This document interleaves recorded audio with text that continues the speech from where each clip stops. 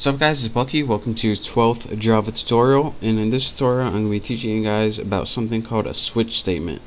Now what a switch statement does is test one variable, and depending on the value of that variable, pretty much, it gives you multiple choices. So before we learn the switch statement, let me show you what we had to do with our knowledge so far. Let's make like a program that tells you what kids do at a certain age. So say we have a program that has a variable called age, and the kid's age is 3 right now.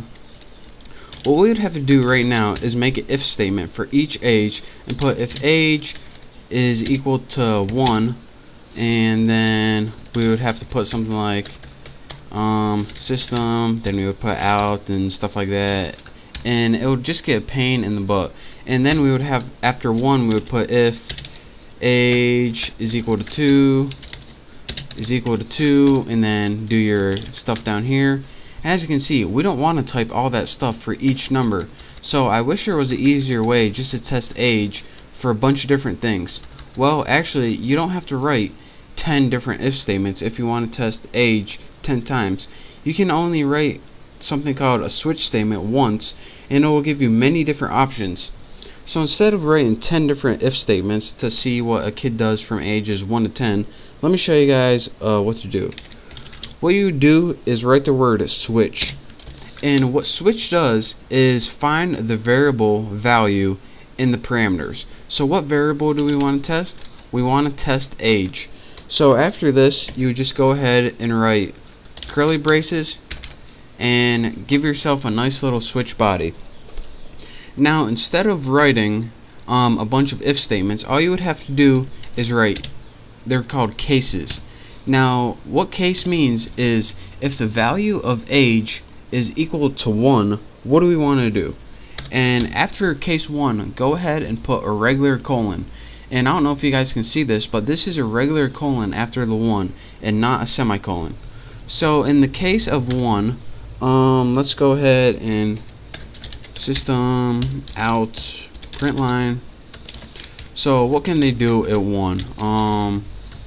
You can crawl. And then after this, you want to add something called break. Now what break does is it means, alright, if this is true and age equals 1, then we have no reason to go to the rest of the program, so you can just exit. And I'll be talking about that more later, but for now, just make sure you have it. So you can just repeat this for as many options as you want. So in the case of 2, what do we want to happen? Let's just copy this. Copy, save yourself some time. You can talk. So in the case of 2, if age equals 2, what do we want to do? We want to print you can talk and then break. And let's go ahead and make one more. In the case of 3, again, using lazy, you don't feel like typing at all. In the case of 3, you can get in trouble. And I know I spelled trouble wrong, but just deal with it. So here's what you do. You put switch and then put the variable you want to test the value of. Then you put the values that are possible after the word case. Now after, in the case body, what you do is write, alright, if age is equal to 1, here's what I want you to do. If age is equal to 2, here's what I want you to do. If age is equal to 3, here's what I want you to do. And the last thing you have in every switch statement is something called a default. And to do that, you just write default. And what this does is if none of those values are true, it does a default statement. So let me scroll up a little bit so you can see. And again, you don't need a value for this like default 4, because it already knows, alright, if everything else is false, this is what you're going to do. So that's why you don't need a value. So let's go ahead and write, actually let me go ahead and copy this since I'm lazy. Copy. If default, let's go ahead and write, I don't know how old you are. I don't know how old you are. And of course, we have a break at the end of this as well. If I can get it right. Break. So let's go ahead and run this with age equal to 3, and let me show you guys what it does. It outputs you can get in tolerable. and it's supposed to be treble, but I typed it wrong. So, and let me recap. Well, let me show you guys what default does. So if age isn't equal to 1, 2, or 3, say age is equal to 7, and I run this, it says, I don't know how old you are. So let me recap one last time what this switch statement does.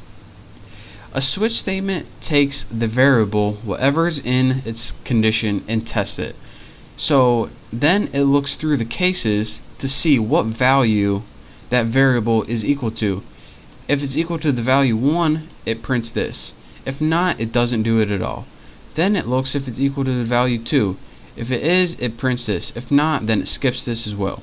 Then it looks if it's equal to the variable 3. If it is, it prints this.